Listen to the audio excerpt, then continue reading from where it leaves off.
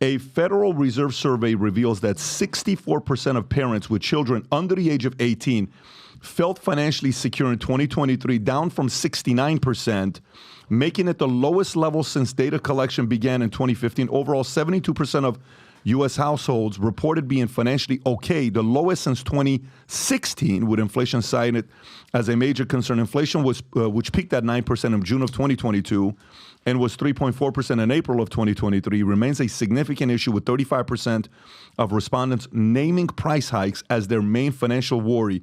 Additionally, 65% of adults say high prices worsened their financial situation, while only 34% report an increase in income. Anyways, survey highlights that 19% of households fell behind on rent in 2023, up from 17% in 2022. I mean, these are basic numbers you're looking at.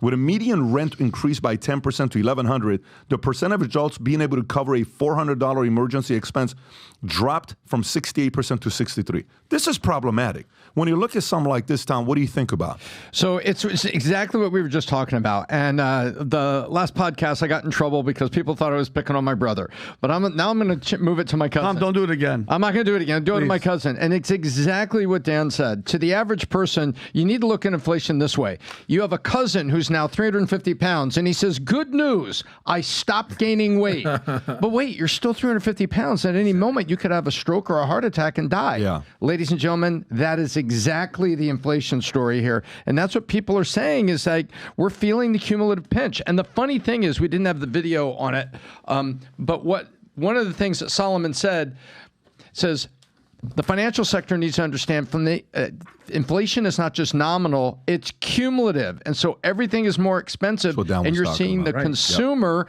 the average America, feel it and stop spending. And so what's going on right now is this is the real. We should stop calling it inflation. Everybody running for office, you should just call it affordability. That say, hey, look, inflation has caused an affordability crisis. And all of these stats are talking about now, we're down to 2/3 of American homes that feel financially secure. We're under 2/3 of American homes that had an extra $400 sitting aside for an emergency expense.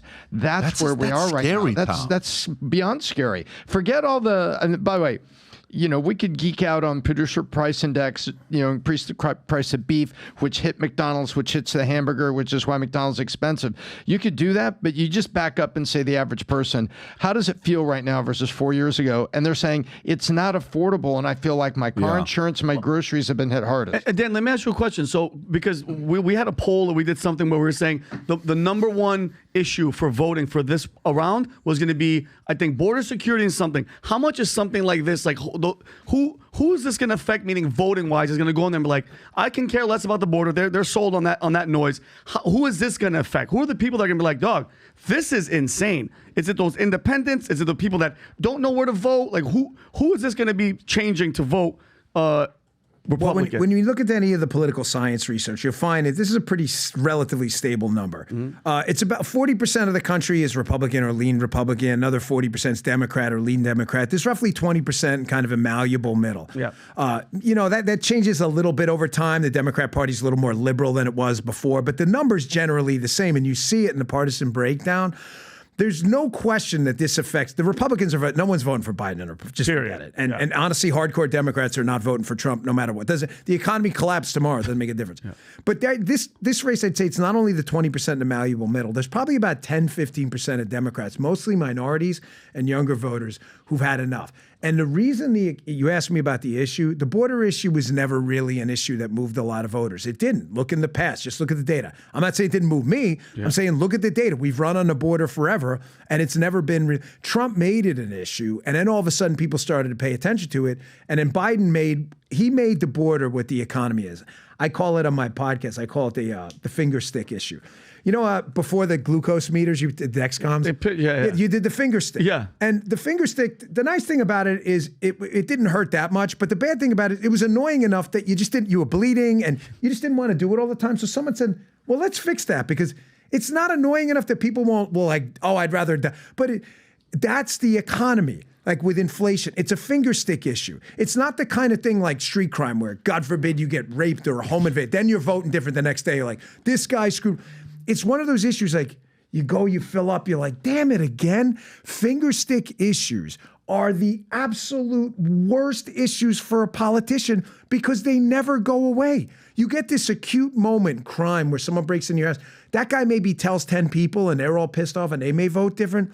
The finger stick issues are universal. They bother people every day. And they're like, you know what? Yeah. I just got to get me that Dexcom. I need something. I can't do this. It's just annoying. I bled on my shirt the other. That's what Biden's doing. That's why inflation is so devastating. It's pernicious. It affects everyone. People talk about it at the kitchen table. And you don't need an acute moment in time because it's chronic. It happens over and over. That's why I think this guy's in a lot of trouble. May 31st, next week, Friday night, lights, Dave Smith against Chris Cuomo. Holy moly.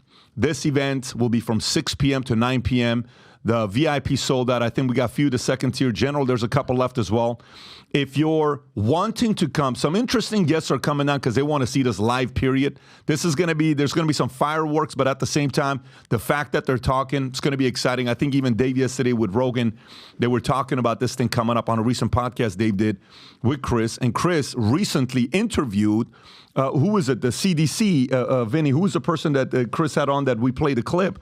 So even Chris is going deeper into it to expose some of the challenges from the COVID community, and that's gone viral.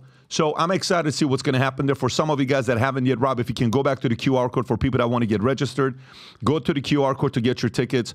Next Friday night, all of us are going to be there, May 31st. And at the same time, you can go to 5990live.com for the people that are listening on Spotify and Apple, 5990live.com. Get your ticket. We'll see you there next Friday, May 31st, 6 to 9. So if you like this clip and you want to watch another one, click right here. And if you want to watch the entire podcast, click right here.